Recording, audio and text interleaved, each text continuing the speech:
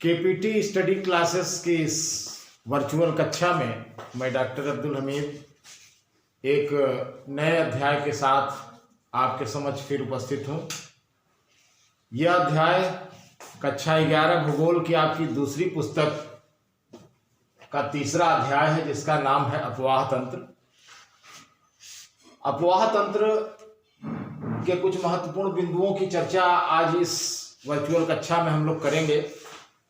बच्चों, आप जानते हैं हमारा देश नदियों से भरा पूरा एक देश है। देश के प्रायः हर हिस्से में कोई न कोई नदी है। कुछ क्षेत्रों में कई नदियां एक साथ बहती हैं, उनका पूरा एक जाल है। और नदियों के इसी जाल को हम अपवाह तंत्र के नाम से जानते हैं। यानी एक निर्धारित जलमार्ग से होने वाले जल के बहाव को अपवाह कहते हैं। एक निश्चित मार्ग से जो पानी का बहाव होता है, यानी नदी का बहाव होता है, उसे हम अपवाह कहते हैं। और इस अपवाह के जाल को ही हम अपवाह तंत्र कहते हैं। किसी क्षेत्र का अपवाह तंत्र उस क्षेत्र की चट्टानों की प्रकृति, चट्टानों की संरचना, स्थलाकृति, ढाल, बहते हुए जल की मात्रा और जो बहाव की अवधि होती है, इन सब बातों पर निर्भर करता है। यानी किसी क्षेत्र का जो प्रवाह तंत्र होता है वो कितना बृहद है या छोटा है, ये सब उपरोक्त बातों पर निर्भर करता है, जिनका अभी मैंने उल्लेख किया। जल ग्रहण क्षेत्र, इसके अंतर्गत हम समझेंगे कुछ बिंदुओं को अपवाह तंत्र के अंतर्गत, जिसमें पहला है जल ग्रहण क्षेत्र। यानी नदी जिस स्थान से या जिस क्षेत्र से जल को बहा कर लाती है, जहां से वह जल प्राप्त करती है, उसी को हम कहते हैं जल ग्रहण क्षेत्र। दूसरा है अपवाह द्रोणी, यानी कि अपवाह बेसिन। ये क्या है? मुख्य और सहायक नदियों द्वारा अपवाहित क्षेत्र। यानी एक नदी और उसकी जो सहायक नदी है, वो जितने क्षेत्रफल पर बहती है, जितने वर्ग किलोमीटर पर उसका बहाव क्षेत्र फैला होता है, उसी को हम कहते हैं अपवाह द्रोणी या अपवाह बेसिन। और तीसरा है जल संभर। जल संभर क्या है? एक अपवाह द्रोणी को, यानी एक अपवाह बेसिन को दूसरी अपवाह बेसिन से जो सीमा अलग करती है, उस जल विभाजक को जल संभर कहते हैं। नदी द्रोणी का आकार बहुत बड़ा होता है, जबकि जल संभर छोटे आकार का होता है। ठीक है, चलिए इसको समझ लेने के बाद अब हम दूसरे बिंदु की बात करते हैं, और वो है अपवाह प्रतिरूप। यानी नदियों का जो तंत्र, नदियों का जो जाल बहता हुआ हमको दिखाई पड़ता है, वो कई आकार प्रकार का होता है। उसके कई प्रतिरूप होते हैं, जिसके बारे में हम चर्चा करेंगे। तो भारत में जो अपवाह प्रतिरूप देखने को मिलते हैं वो चार हैं: वृक्षाकार प्रतिरूप, अरीय प्रतिरूप, जाली नुमा प्रतिरूप और अभिकेंद्रीय प्रतिरूप, जिसको मैंने लिख रखा है। बारी बारी से इसको समझते हैं। सबसे पहले देखिए कि वृक्षाकार प्रतिरूप क्या है। वृक्ष की शाखाओं की आकृति में जल तंत्र जब विकसित होता है, जल का प्रवाह जब विकसित होता है, तो हम इसको वृक्षाकार प्रतिरूप कहते हैं। इस प्रकार के जो अपवाह तंत्र होते हैं, उसमें नदी की धारा से विभिन्न शाखाएं यानी उपधाराएं प्रवाहित होती हैं, जिससे उसका आकार एक वृक्ष के डालियों यानी कि शाखाओं की भांति लगता है। तो इसी को वृक्षाकार प्रतिरूप के नाम से जानते हैं। उत्तर भारत के जो मैदानी क्षेत्र हैं, यहाँ जो नदियाँ बहती हैं, वहाँ पे हमको इस प्रकार का अपवाह तंत्र, इस प्रकार का अपवाह प्रतिरूप देखने को मिलता है। ठीक है, अब बात करते हैं दूसरे, अरीय प्रतिरूप क्या है। तो अरीय प्रतिरूप की अगर हम बात करें, तो जब नदियां किसी पर्वत से निकलती हैं, किसी पर्वत चोटी से जब नदियां निकलती हैं और सभी दिशाओं में बहती हैं, तो इस प्रकार के अपवाह प्रतिरूप को हम अरीय प्रतिरूप के नाम से जानते हैं। अमरकंटक पर्वत श्रृंखला से जो नदियां निकलती हैं वो इसका उदाहरण है। ठीक है, अब हम बात करते हैं तीसरे प्रतिरूप की, जिसका नाम है जालीनुमा प्रतिरूप। जालीनुमा प्रतिरूप क्या है? जब मुख्य नदियां एक दूसरे के समानांतर बहती हों, यानी दो मुख्य नदियां एक दूसरे के समानांतर बहती हों और सहायक नदियां उनसे समकोण पर मिलती हों, तो जालीनुमा आकृति बन जाती है नदियों के इस संजाल में। इसी को हम जालीनुमा प्रतिरूप कहते हैं। ठीक है, और चौथी है अभिकेंद्री प्रतिरूप। इसको भी समझ लेते हैं। जब नदियां सभी दिशाओं से बहकर किसी गर्त या झील में, यानी कोई गर्त या झील है, चारों तरफ से कई नदियां आकर के उसमें गिर जा रही हैं, इसको हम कहते हैं अभिकेंद्री प्रतिरूप। नदी तंत्र का अभिकेंद्री प्रतिरूप इसको कहते हैं। और जो राजस्थान की सांभर झील है ये उसका सटीक उदाहरण है। ठीक है, चलिए अपवाह प्रतिरूप को समझ लेने के बाद अब हम भारतीय अपवाह तंत्र के वर्गीकरण की बात करते हैं। यानी जो भारत का अपवाह तंत्र है उसको किस प्रकार से हम देखते हैं, तो इसको हम दो आधारों पर इसका वर्गीकरण करते हैं। पहला आधार है समुद्र में जल विसर्जन के आधार पर, यानी नदियां समुद्र में जल जो गिराती हैं उस आधार पर हम पहले देखेंगे कि भारतीय अपवाह तंत्र क्या है, कैसा है। आप जानते हैं कि हमारे भारत हमारा का जो प्रायद्वीपीय हिस्सा है वो 3 ओर समुद्र से घिरा हुआ है। दक्षिण में हिंद महासागर है, जबकि पूर्व में बंगाल की खाड़ी और पश्चिम में अरब सागर है। तो हमारी जो देश की ज्यादातर सभी नदियां हैं वो या तो अरब सागर में गिरती हैं या फिर बंगाल की खाड़ी में गिरती हैं। तो इस आधार पर हम भारतीय अपवाह तंत्र को समझेंगे। तो समुद्र जल में विसर्जन के आधार पर देखें तो जैसा कि मैंने कहा कि एक बंगाल की खाड़ी का अपवाह तंत्र देखने को मिलता है और दूसरा है अरब सागर का अपवाह तंत्र।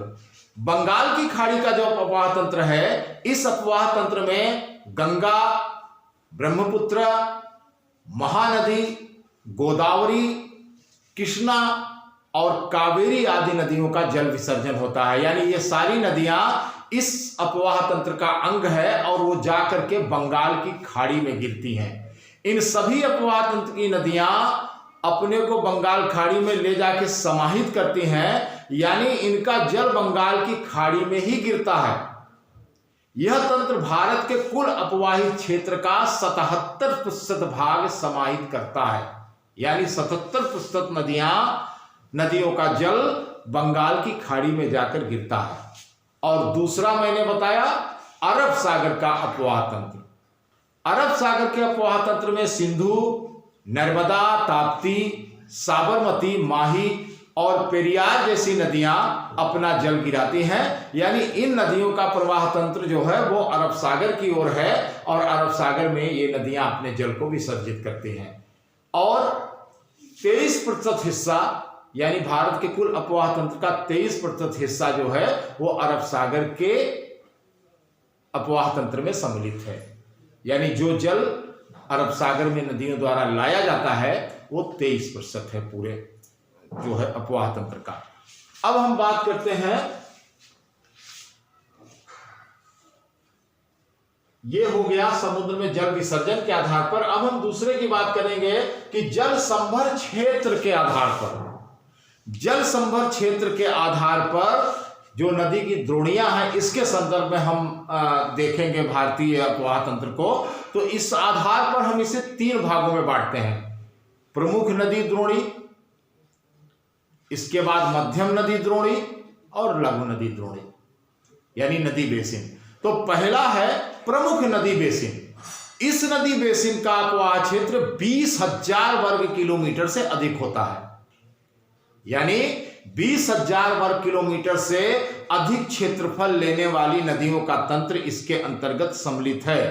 और 20,000 वर्ग किलोमीटर से अधिक तंत्र जो विकसित करने वाली नदियां हैं भारत में, उनमें गंगा, ब्रह्मपुत्रा, कृष्णा, नर्मदा, ताप्ती, माही, पेन्नार, साबरमती और बराक सहित कुल 14 नदियां नदी द्रोणियां यानी नदी बेसिन है। इसी प्रकार अगर हम मध्यम नदी द्रोणी की बात करें, मध्यम नदी बेसिन की बात करें, तो इनका अपवाह तंत्र 2000 से 20,000 वर्ग किलोमीटर के क्षेत्र में पड़ता है। इसके अंतर्गत कालिंदी, पेरियार, मेघना आदि 44 नदी बेसिन सम्मिलित हैं, यानी 44 नदी द्रोणियां इसके अंतर्गत हैं। और जो लघु नदी द्रोणी होती है उसमें 2000 वर्ग किलोमीटर से कम क्षेत्रफल वाले नदी बेसिन सम्मिलित होते हैं, और इसमें ज्यादातर जो कम वर्षा क्षेत्र वाले नदियां हैं वो इसके अंतर्गत सम्मिलित हैं। ठीक है, चलिए अब हम देखेंगे भारत के अपवाह तंत्र। जो भारत का अपवाह तंत्र है वो आप देख रहे हैं, पहला है हिमालयी अपवाह तंत्र और दूसरा है प्रायद्वीपीय अपवाह तंत्र। यह महत्वपूर्ण है आपके लिए समझना कि हिमालयी अपवाह तंत्र और प्रायद्वीपीय अपवाह तंत्र क्या है और इनके बीच क्या अंतर है। तो सबसे पहले हम लोग लेंगे हिमालयी अपवाह तंत्र को, और इसकी विस्तृत विवेचना हम इस लेक्चर में आज करेंगे। पहले हम देखेंगे हिमालयी अपवाह तंत्र वास्तव में है क्या। हिमालयी अपवाह तंत्र में मुख्य रूप से 3 नदी द्रोणियां यानी 3 नदी बेसिन इसके अंतर्गत सम्मिलित हैं, जिसमें एक गंगा नदी बेसिन है, दूसरा सिंधु नदी बेसिन है और तीसरा ब्रह्मपुत्र नदी बेसिन है। इनमें सर्वाधिक जल, इन नदियों में जो सर्वाधिक जल होता है वो, चूंकि ये नदियां किसी न किसी पहाड़ की चोटी से निकलती हैं, पर्वत श्रृंखला से निकलती हैं, पर्वत की चोटियों से निकलती हैं, तो इनमें जो मुख्य रूप से जल प्राप्त होता है वो चोटी पर जमी बर्फ के पिघलने से प्राप्त होता है। ठीक है, साथ ही साथ वर्षा से भी इन नदियों में जल आता है, इसीलिए इन नदियों में वर्ष भर जल की आपूर्ति होती रहती है। इस कारण से इन सभी नदियों को हम 12मासी नदी कहते हैं, यानी 12मासी नदी का मतलब होता है इन नदियों में साल भर पानी मिलता है, पानी भरा रहता है। अब हम ये देखेंगे कि ये नदियां पर्वतों पर घाटियां बनाती हैं, यानी जब ये पर्वतों से अपना सफर शुरू करती हैं मैदानी क्षेत्रों में, तो पर्वतों पर ये घाटियां बनाती हैं, बड़े बड़े गहरे महाखड्ड, जिसको गार्ज कहा जाता है भौगोलिक भाषा में, महाखड्ड यानी गार्ज, उससे गुजरती हैं। इसके साथ साथ घाटियां, रैपिड वाटरफॉल यानी जलप्रपात, ये सब बनाती हुई वो मैदानी भागों में पहुंचती हैं। और जब ये मैदानी भागों में प्रवाहित होती हैं तो समतल घाटियां, गोखुर झील, बाढ़ का मैदान, नदी विसर्ग और डेल्टा इत्यादि का निर्माण करती हैं। हिमालयी क्षेत्र की नदियों का मार्ग टेढ़ा मेढ़ा, यानी जब ये नदियां हिमालयी क्षेत्र से मैदानों में प्रवेश करने के पूर्व पहाड़ी क्षेत्रों में, पर्वतीय क्षेत्रों में बहती हैं, तब तक इनका मार्ग टेढ़ा मेढ़ा होता है, और जब ये मैदानी क्षेत्र में बहती हैं तो ये विसर्प बनाती हैं, यानी इनका आकार सर्पाकार हो जाता है इस तरीके से। ठीक है, तो अब हम आगे बात करेंगे हिमालयी अपवाह तंत्र के जो 3 तंत्र मुख्य रूप से मैंने बताए, गंगा, सिंधु और ब्रह्मपुत्र, उसकी बात हम लोग बारी बारी से अगले बिंदुओं में करेंगे।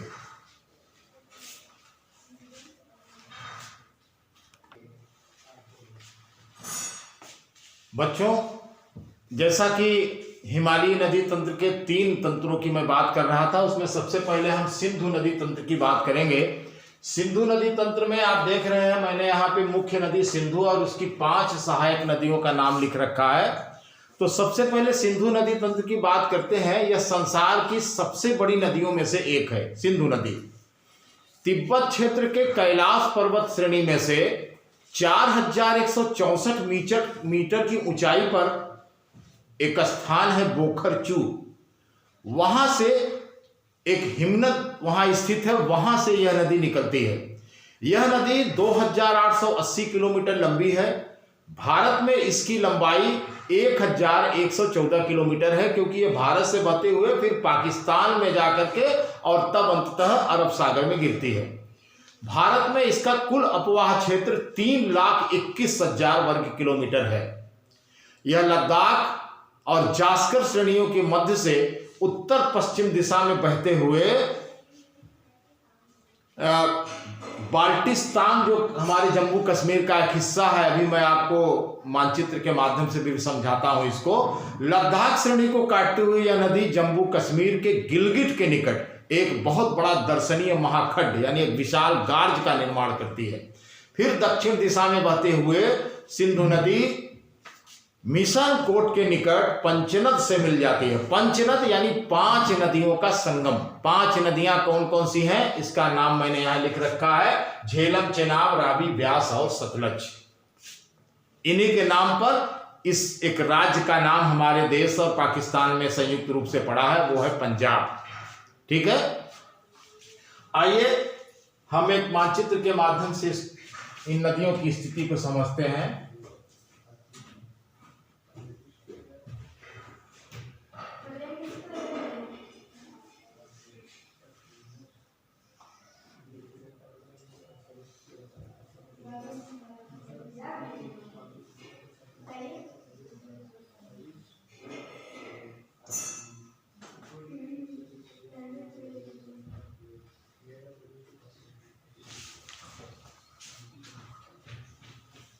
बच्चों, भारत के इस मानचित्र को आप देखें,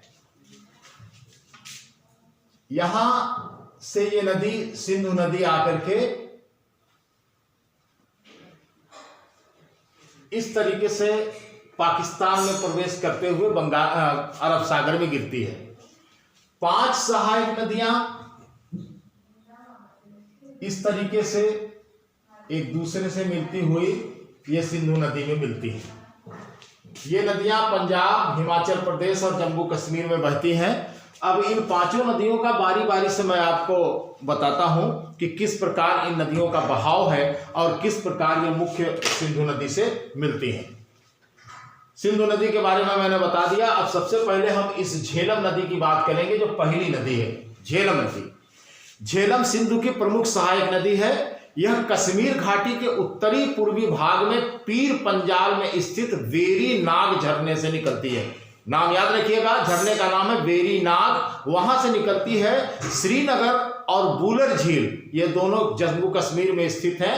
वहां से बहते हुए एक गहरे गार्ज का निर्माण करते हुए पाकिस्तान में झंग नामक स्थान पर वह चेनाब नदी से मिल जाती है। यहां देखिए ये नदी है, फिर ये चेनाब नदी आ रही है, दोनों का यहाँ पे मिलन स्थल है। चेनाब नदी से ये पाकिस्तान के हिस्से में जाकर के मिल जाती है। अब चेनाब नदी की बात भी कर लें। चेनाब दूसरी बड़ी सहायक नदी है जो चंद्रा और भागा नाम की 2 नदियों के मिलने से बनती है, इसलिए इसे चंद्रभागा नदी भी कहते हैं। ये दोनों सहायक नदियां हिमाचल प्रदेश के केलांग के निकट मिलती हैं और वहीं इनको नाम दिया गया है चेनाब। ठीक है, तो झेलम और चेनाब ये 2 महत्वपूर्ण नदियां हो गई। अब तीसरी नदी जो है वो है रावी। रावी नदी की हम बात करते हैं। रावी नदी जो है वो हिमाचल प्रदेश की कुल्लू पहाड़ियों से, कुल्लू की पहाड़ियां हैं हिमाचल प्रदेश में, वहां एक दर्रा है जिसका काफी चर्चित नाम है रोहतांग दर्रा। रोहतांग दर्रे के पश्चिम से ये निकलती है और हिमाचल प्रदेश राज्य की चंबा घाटी के अलावा ये धौलाधर तथा पीर पंजाल श्रेणियों के मध्य प्रवाहित होती हुई पाकिस्तान में प्रवेश कर जाती है ये। ठीक है, इसी श्रृंखला की अगली नदी की बात करते हैं, व्यास। व्यास नदी 4000 मीटर की ऊंचाई पर स्थित रोहतांग दर्रे के निकट व्यास कुंड से निकलती है। यहां भी रोहतांग दर्रा आया। रोहतांग दर्रे के पास जो एक व्यास कुंड है वहां से निकलती है। कुल्लू घाटी से होते हुए यह नदी धौलाधर श्रेणी को पार करते हुए पंजाब के मैदानी भाग में प्रवेश करती है। पंजाब हमारा ये जो हिस्सा है पंजाब का, वहां ये पंजाब में प्रवेश करती है। ठीक है, और इसके बाद ये यहां से हरिके नामक स्थान, एक स्थान है हरिके नामक स्थान पर यह सतलज नदी से मिल जाती है। सतलज नदी भी इस श्रृंखला की एक बहुत महत्वपूर्ण नदी है जिसकी अब हम अंत में चर्चा करेंगे। ये आपकी सतलज नदी है। सतलज नदी को देखिए, तिब्बत में 4555 मीटर की ऊंचाई पर मानसरोवर झील स्थित है। यहां एक ताल है जिसको राक्षस ताल के नाम से जानते हैं। राक्षस ताल से ये नदी निकलती है और भारत में प्रवेश करने से पहले ये जो सिंधु नदी है इसके सहारे सहारे ये बहती है। सिंधु नदी के सहारे मैं बता दूं, इस सतलज नदी की स्थिति कुछ इस तरह है कि ये थोड़ा करीब 440 किलोमीटर ये सिंधु नदी के समानांतर बहती हुई तब ये भारत में प्रवेश करती है। ठीक है, 400 मीटर बहने के बाद ये हिमालय में स्थित सितकिल्ला दर्रे से बहती हुई पंजाब के मैदानी भागों में प्रवेश करती है। ठीक है, तो ये सतलज नदी और सिंधु नदी, सतलज नदी के साथ ये 4 सहायक नदियां हैं जो सिंधु की मुख्य सहायक नदियां मानी जाती हैं। ठीक है, इसके साथ ही आपका सिंधु नदी तंत्र समाप्त होता है। अब हम इस हिमालयी नदी तंत्र के दूसरे तंत्र की बात करते हैं, वो है गंगा नदी अपवाह तंत्र। यह भारत का सबसे बड़ा अपवाह तंत्र है। गंगा नदी उत्तराखंड के उत्तरकाशी जिले में गोमुख के निकट एक ग्लेशियर गंगोत्री से निकलती है। गंगोत्री की ऊंचाई समुद्र तल से 3900 मीटर है। यहां गंगा को भागीरथी नदी के नाम से जाना जाता है। देवप्रयाग में जब यह नदी प्रवेश करती है तब इसका नाम होता है अलकनंदा, यानी अलकनंदा नदी से यह संगम करती है। और जब यह अलकनंदा से संगम करती है उस समय वहां इसको गंगा नाम मिलता है। यानी पहले भागीरथी, बाद में अलकनंदा नदी से जब यह देवप्रयाग में संगम करती है उस समय इसका नाम गंगा हो जाता है। यह नदी भारत की सबसे पवित्रतम नदियों में से एक है। उत्तराखंड, उत्तर प्रदेश, बिहार और पश्चिम बंगाल के मैदानी भागों से बहते हुए यह बंगाल की खाड़ी में गिरती है। पश्चिम बंगाल में यह 2 शाखाओं में बढ़ जाती है। एक शाखा को हम भागीरथी के नाम से जानते हैं, यानी भागीरथी नदी जब वहां से शुरू हुई थी तब नाम इसका था, और गिरने से पहले बंगाल की खाड़ी में जब यह नदी 2 शाखाओं में बढ़ती है तो एक शाखा को पुनः भागीरथी नाम दिया जाता है और दूसरी को कहा जाता है हुगली। यानी भागीरथी और हुगली 2 शाखाओं में गंगा नदी बढ़ जाती है। गंगा नदी की कुल लंबाई 2525 किलोमीटर है और इस बेसिन का, यानी गंगा बेसिन, गंगा द्रोणी का कुल क्षेत्रफल 8.6 लाख वर्ग किलोमीटर है। यमुना, सोन, चंबल, घाघरा, कोसी, रामगंगा, दामोदर, गंडक, महानंदा नदी, ये कुछ ऐसी नदियां हैं जो इसकी सहायक नदियां हैं। और ये आकर के कभी कुछ नदियां उत्तर की तरफ से और कुछ नदियां दक्षिण की तरफ से आकर इस नदी में मिलती हैं। और इसको मैं अभी आपको इस मानचित्र के माध्यम से समझाता हूं।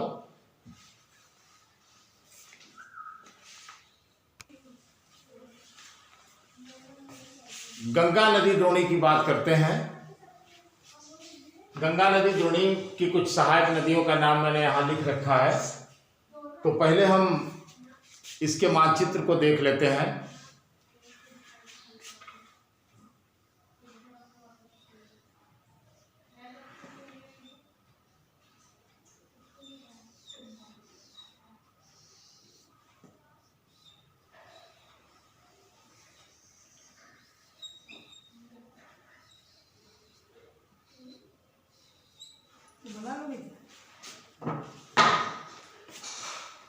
बच्चों, हम गंगा नदी द्रोणी की बात करते हैं। इसके अंतर्गत बहुत सी सहायक नदियां हैं। गंगा नदी, जैसा कि मैंने बताया, उत्तराखंड के उत्तरकाशी से निकलती है और हिमालय के कई स्थानों को टच करते हुए हरिद्वार के निकट मैदानी क्षेत्र में प्रवेश करती है। सबसे लंबी नदी है। इसका जो है मैं आपको लोकेशन बताता हूं। उत्तरकाशी से इस तरीके से ये नदी आती है और यहां पर कलकत्ता के निकट पश्चिम बंगाल में प्रवेश करती है। इस दौरान, जैसा कि मैंने बताया, उत्तर प्रदेश, बिहार और पश्चिम बंगाल के कई स्थानों को ये कई महत्वपूर्ण नगरों से होते हुए गुजरती है। इसके अंतर्गत कई नदियां आकर मिलती हैं। उत्तर से हम देखते हैं इस तरीके से कई नदियां आकर मिलती हैं जिसकी चर्चा हमें अभी आपसे करते हैं इन बिंदुओं के माध्यम से। और एक महत्वपूर्ण नदी यमुना, ये आकर के यहाँ प्रयागराज यानी कि इलाहाबाद में गंगा नदी में समाहित होती है। सोन नाम की एक महत्वपूर्ण नदी है जो यहाँ दक्षिण से आकर के, कुछ और दक्षिण से इस तरीके से नदियां अमरकंटक के क्षेत्र से आकर के गंगा नदी में समाहित होती हैं। तो आइए बारी बारी से अब हम इन नदियों की बात करते हैं। सबसे पहले हम यमुना की बात करते हैं। गंगा की सबसे लंबी सहायक नदी है। इसका उद्गम स्थल यमुनोत्री हिमनद है जो हिमालय की बंदरपूछ श्रेणी में स्थित है, और बंदरपूछ की जो पश्चिमी ढाल है समुद्र तल से उसकी ऊंचाई 6316 मीटर है। प्रयागराज में यह आकर के गंगा से मिल जाती है, जिसको हम संगम का नाम देते हैं। चंबल नदी इसके बाद है। चंबल की बात करते हैं। चंबल नदी मध्य प्रदेश के मालवा पठार में महू के निकट से निकलती है। उत्तर दिशा में चंबल नदी देखिए आपका दक्षिण से आकर के मिलती है। चंबल नदी मध्य प्रदेश के, जैसा कि मैंने बताया, मध्य प्रदेश के मालवा पठार के महू से निकलती है। उत्तर दिशा में राजस्थान में बहते हुए धौलपुर से आगे यमुना में मिलती है। यानी इस नदी का, ये मैंने आपको दिखाया, ये यमुना में आकर के मिलती है। इसके बाद हम अगली नदी की बात करें, गंडक। गंडक नदी नेपाल हिमालय में धौलागिरी और माउंट एवरेस्ट के मध्य से निकलती है, और बिहार में बहती हुई यह नदी पटना के सोनपुर में जाकर के गंगा में प्रविष्ट होती है, यानी गंगा से मिलती है। अगली नदी है जो घाघरा। इसके बारे में आप जाने, घाघरा नदी नेपाल हिमालय के मापचा चुंगो, याद रखिएगा, आपको कुछ उद्गम स्थलों का नाम भी याद करना पड़ेगा क्योंकि छोटे छोटे प्रश्न आते हैं। मापचा चुंगो ये नेपाल हिमालय में स्थित एक हिमनद है, वहां से निकलती है। शीशा पानी में यह एक खड्ड का, यानी एक बहुत बड़े गार्ज का निर्माण करती हुए बाहर निकलती है, और मैदानी भाग में यह शारदा नदी से मिल जाती है। ठीक है। इसके बाद हम कोसी की बात करते हैं। कोसी भी एक गंगा की महत्वपूर्ण सहायक नदी है। कोसी नदी माउंट एवरेस्ट के उत्तर से निकलती है। नेपाल हिमालय को पार करके यह नदी बिहार में प्रवेश करती है। कोसी नदी की एक विशेषता है, एक प्रवृत्ति है कि इसमें पानी का बहाव कभी कभी बहुत तेजी से घट बढ़ जाता है। साथ ही साथ अक्सर यह नदी अपना मार्ग भी बदलती है, इसलिए इस नदी में बाढ़ की बहुत संभावना रहती है। यही कारण है कि कोसी नदी को बिहार का शोक भी कहा जाता है। आपसे यह प्रश्न पूछा जा सकता है कि कोसी नदी को बिहार का शोक क्यों कहा जाता है, तो उत्तर आपको मैंने बता दिया। यह नदी अक्सर अपना मार्ग बदलती है, और साथ ही साथ इसमें पानी की मात्रा में भी बहुत तेजी के साथ घट बढ़ हो जाता है, इसलिए। ठीक है। अगली नदी की बात करते हैं, दामोदर। दामोदर नदी की बात करते हैं। दामोदर नदी छोटा नागपुर पठार के पूर्वी किनारे पर बहती है और भ्रंश से होते हुए हुगली नदी में गिरती है। इस नदी को हम बंगाल का शोक कहते हैं, यानी बंगाल का शोक कहते हैं इस नदी को। इसके बाद हम बात करते हैं सरयू नदी। सरयू नदी, जिसको हम शारदा नदी के नाम से भी जानते हैं, अभी मैंने बताया कि शारदा नदी से एक नदी आकर के मिल जाती है। तो सरयू नदी जो है उसका उद्गम नेपाल हिमालय का मिलान हिमनद है। हिमनद का नाम है मिलान। यहां इस नदी को, यानी सरयू नदी को, गौरी गंगा के नाम से जानते हैं। यह नदी भारत नेपाल सीमा के साथ बहती हुई घाघरा में मिल जाती है। ठीक है। और अंत में हम एक महत्वपूर्ण नदी की बात करेंगे जो साउथ यानी कि दक्षिण से आकर के भारत में इस गंगा नदी में मिलती है, वो है सोन नदी। सोन नदी गंगा के दक्षिणी तट से मिलने वाली एक बड़ी सहायक नदी है जो अमरकंटक पठार से निकलती है और पठार के उत्तरी किनारे पर जलप्रपातों का निर्माण करते हुए पटना में आकर आरा के निकट गंगा में विलीन हो जाती है। ठीक है। तो इस प्रकार हम गंगा और सिंधु, दो नदियों की द्रोणियों से, उनके अपवाह तंत्र से परिचित हो गए। अब हम तीसरे नदी की बात करेंगे और वो नदी है ब्रह्मपुत्र। ठीक है।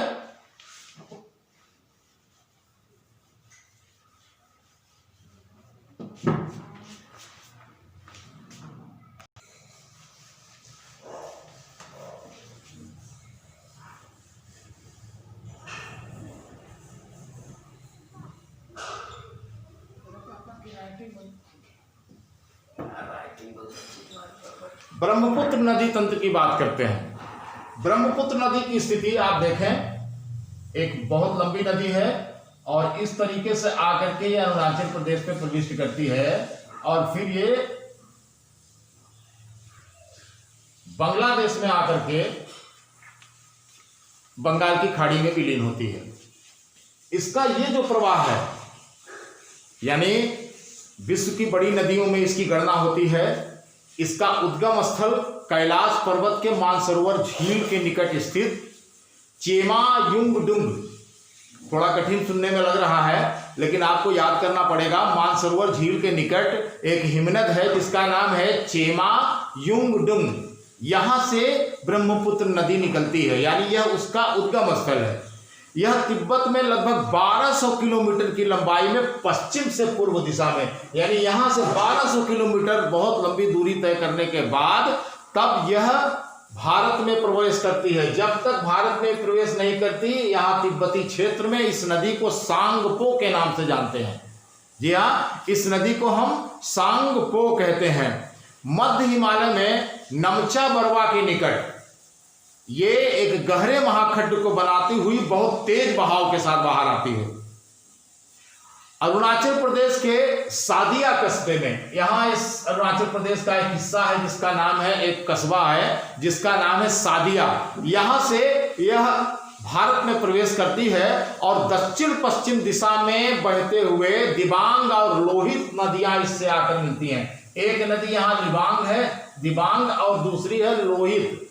तो दिबांग और लोहित दो नदियां आकर के इससे मिल जाती हैं। ये दो सहायक नदियां हैं, जिसके बाद इस नदी का नाम पड़ता है ब्रह्मपुत्र। समझ गए आप? जब दो नदियां दिबांग और लोहित इससे बाएं तट से आकर के मिल जाती हैं, तब हम इसको कहते हैं ब्रह्मपुत्र नदी, यानी भारत में इसको हम ब्रह्मपुत्र नदी के नाम से जानते हैं। इसके बाद हम बात करते हैं इसकी कुछ सहायक नदियों के बारे में। तो असम की घाटी में यह नदी 750 किलोमीटर की लंबाई में बहती है और इस दौरान कई सहायक नदियां इसमें आकर मिलती हैं। इसके बाएं तट पर मिलने वाली सहायक नदी बूढ़ी दिहिंग, धनसटी और कालांग। बूढ़ी दिहिंग, घनसटी और कालांग, ये तीन महत्वपूर्ण नदियां हैं। और दाएं तट से सुबनसिरी, कामेंग, मानस और संकोश, ये चार नदियां हैं। सुबनसिरी, कामेंग, मानस और संकोश। इस प्रकार ये महत्वपूर्ण नदियां आकर के ब्रह्मपुत्र का अंग बन जाती हैं। ब्रह्मपुत्र बांग्लादेश में दक्षिण दिशा में बहती हुई बंगाल की खाड़ी की तरफ जाती है। यहां तिस्ता नदी इसके दाहिने किनारे पर आकर मिलती है। अंत में यह पद्मा नदी के साथ मिलकर बंगाल की खाड़ी में गिर जाती है। ठीक है, तो आपने देखा हिमालय के तीन महत्वपूर्ण नदी तंत्र हैं, सिंधु नदी तंत्र, गंगा नदी तंत्र और ब्रह्मपुत्र नदी तंत्र। आज इस लेक्चर में मैंने मानचित्र के साथ इसको भली भांति आपको समझाया है। उम्मीद करता हूं आपने ढंग से इसको समझा होगा। और अब हम अगले लेक्चर में जब आएंगे तब आपके समक्ष प्रायद्वीपीय नदियों को, यानी दक्षिण भारत की तरफ जो नदियां हैं, उन नदी तंत्र के बारे में आपको अगले लेक्चर में समझाएंगे। तो आज का लेक्चर हम यहीं समाप्त करते हैं। धन्यवाद।